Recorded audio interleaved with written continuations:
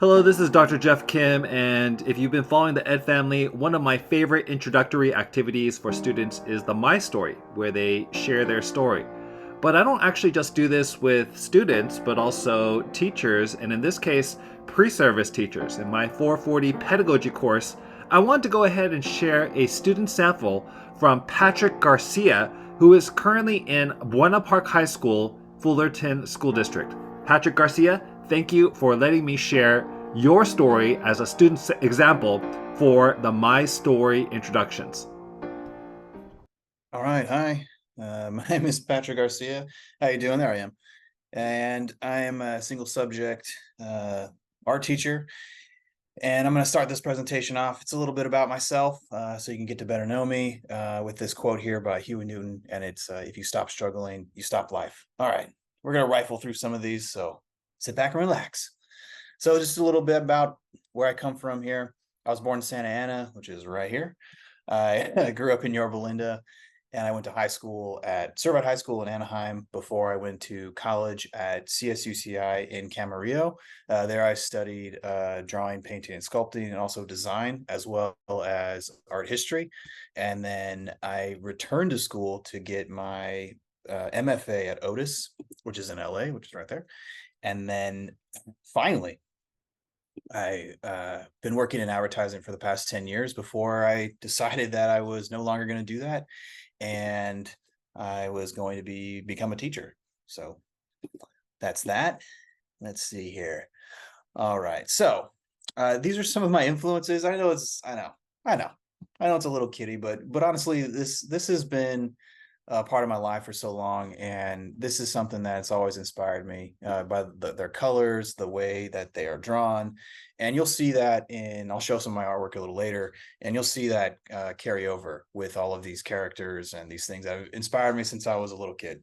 So, but something that's a little bit more adult for you is that I'm heavily inspired by animals. I like to travel to different zoos throughout the planet, and I like to photograph these animals. They show up a lot in my art, and animals have always inspired me. But particularly now, it's a big part of my practice and my in my current state as an artist.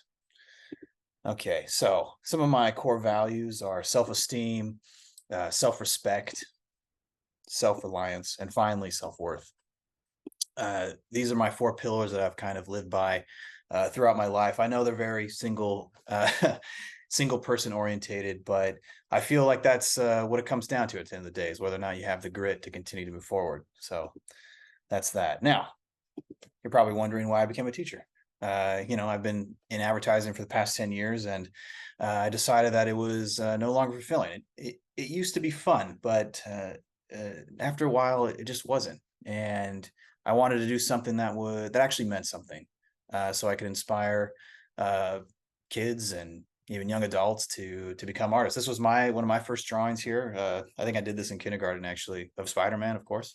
And yeah, there are kids that have all kinds of talent, and I want to bring them, to that next level. And finally, here, pedagogy. I think that, well, I know, actually, I should say I know that art is a technical skill, and that means that with practice, you can be better no matter what.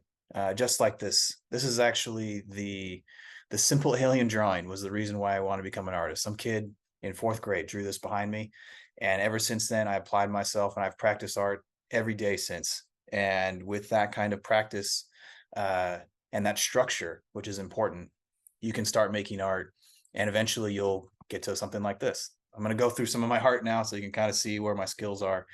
These are ballpoint pen drawings. This bear right here is 30 by 40, so it's large. Here's some more of them. Again, those animals, that influence coming in. This is all, again, with ballpoint pen. Some watercolor right here.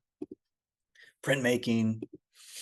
So in my advertising career, I did a lot of, advertisements, so to speak. This is a mural that's actually at LAFC, the stadium in downtown LA. It's still there today, along with its sibling, which is this one.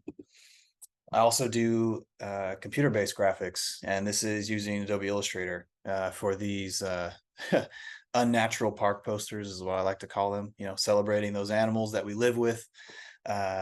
every day as opposed to those more exotic ones. But anyway, I'm all about animal and value and all that. So you'll see that theme kind of reoccurring in my work. This actually, I think, is really important, is having a continued practice as a teacher. So I want to show kids that I'm still an artist, still a practicing artist. This is some freelance work that I do for a gym that I go to. Doesn't matter if it's a big thing, if you're in a gallery, or a small thing. I think that's all valuable for them to understand and learn that art can be approached in many different ways.